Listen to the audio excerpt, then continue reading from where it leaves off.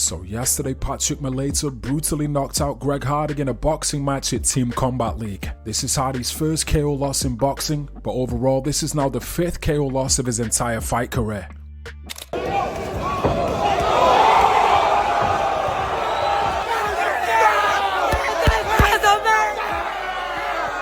The MMA community has since reacted to Greg Hardy's KO loss. Here's what they had to say. Alexander Volkov says great work.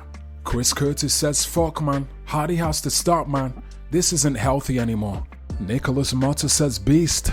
That fan also reacted saying Greg got to let this fighting shit go man, first to Ivasa then this, or at least rest for a long time. Another fan says second Samoan to Vogue drop the bro softy, Hardy. Another fan says USADA approved CTE. Another fan reacted saying every time I see him fight he gets KO'd, shaking my head, gotta have a concussion by now. Another fan says Greg Hardy stop man, you stay getting put to sleep, it ain't even funny no more. The official Instagram account of the Nate Diaz Boxing Academy also liked the knockout.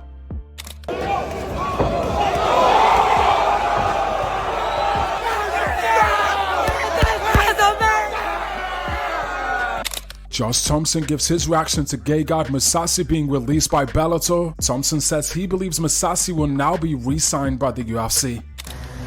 All right, so yesterday we had Don Davis on our Weighing In podcast, John and I did, and we had an opportunity to talk to him about the Gegard situation.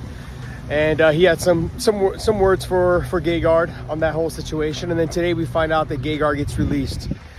I've also talked to Gegard about the situation as well, but look, this is like, if you guys want to hear that and his response, go ahead and go to our Weighing In podcast channel on YouTube. You guys can hit us up on iTunes as well and Spotify.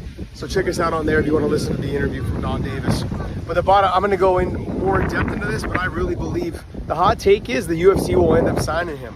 I think that'd be smart on their part. Former Bellator champion, obviously Strikeforce champion, light heavyweight Strikeforce champion as well as middleweight champion. Like he's been a champion everywhere he's been. He was a ranked opponent in the UFC before he left. He didn't get released, he didn't get cut, he left on his own. I expect them to re-sign him and try to spice it up that middleweight division. So more of a little bit of a hot take, but he's got some miles on him, of course, because he is getting a little bit older, but he definitely brings name value to that promotion and spices up the middleweight division. So look for him. Think about him and guys like Sean Strickland. That'd be a great fight, man. They'd stand, duke it out. It'd be a fun fight to watch. That's just one that comes to mind. But that's my hot take on that situation with Gegard Mousasi and being released from Bellator. Look for him to probably get picked up by the UFC. So it appears the full fight card for UFC 304 in Manchester is now complete and 14 fights have been officially announced. The main event features Leon Edwards vs Bilal Muhammad 2. The co-main event features an interim heavyweight title fight between Tom Aspinall and Curtis Blades. The card also features Paddy Pimblett vs Bobby Green, Mohamed Mokaev vs Manel Cape, Arnold Allen vs Giga Chikadze, Molly McCann vs Bruno Brazil, Nathaniel Wood vs Daniel Pineda, Shona Bannon vs Ravina Oliveira, Mick Parkin vs Lucas Brzezinski, Preston Parsons vs Oban Elliott, Cowlin Loughran vs Ramon Tavares, Cowlin Loughran vs Raymond Tavares, Christian Leroy Duncan vs Robert Brychek, Sam Patterson vs Kiefer Crosby, and Modestas Pekauskas vs Marcin Prachnio. Speaking on the MMA Arcade podcast, Robert Whittaker speaks on his main event against Khamzat Chimaev at UFC Saudi Arabia and confirms the fight is a contenders bout and the winner will face the winner of Dricus du Plessis versus Israel Adesanya for the middleweight title. You can find the full interview on the MMA Arcade YouTube channel. I'll also leave a link in the description of this video. Dana White announced my fight against Khamzat Chimaev on June 22nd in Saudi Arabia. It's going to be a contender fight. And it's 5-round main event. So, yeah. Dude, I'm so stoked for you.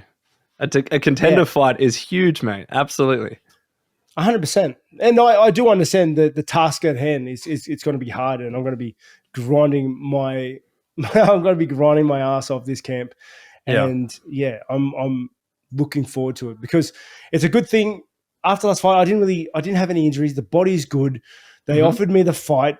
Mate, I'm ready. Just give me another one. I'm in a great headspace to take another hard fight. And I'm looking forward to it. Like every hard fight pushes my skills to that next level. And this gets me in line to get the belt back. And, that's the goal, isn't it? Well, ultimately, that's what you've said in previous videos. Like, you want to take fights that are going to inch you closer towards that eventual title fight. And this puts you right in there. It has been labeled as a title contender fight. So what was your kind of thought process taking a fight on I'm not going to call it such short notice. We've seen many more, short notice fights. But what was your thought process going around that? Yeah, it's well, obviously it's like a bit of a shock because it comes out of nowhere. I would have assumed UFC were going to hold me in the ranks until for the Australia card in August, which is kind of what I was preparing for. Right. But I'm happy. UFC have given me this boon, and mate, this is my path to the title. This is the way I earn money for my kids. And to be able to do that so close, like I said in a lot of other episodes as well, I want to increase my activity, God willing, and my body's healthy. There's no reason why I shouldn't take this fight. Like, what else am I going to be doing? Playing Dragon's Dogma, right? I mean, that's what you would be doing. Yeah. So, no, I'm looking forward to this fight. Also, the fact that the fight's in Saudi Arabia, it's the first time UFC's been there. So I am pumped to be part of that history. I've done that a few times now. And it just, it all gets notched into my legacy. And, I have direction now. I have energy. Momentum. Now I feel less guilty when I'm playing games for so long. It's like I'm in camp now. This is what I'm supposed to do. Yeah. Well, speaking about this taking place in Saudi Arabia, so Dana at the same time as announcing your fight, announced a bunch of other fights as well. So we do have Sergey Pavlovich against Alexander Volkov, Kevin Gastelum as well against Daniel Rodriguez, Volkan is versing Johnny Walker, and Sharat Magomedov is versing Ihor Potieria. I think I pronounced that right. So a pretty decent card so far, and obviously we're going to have more fights announced as well, right? Yep, I cannot wait. It's mad how it's all come together.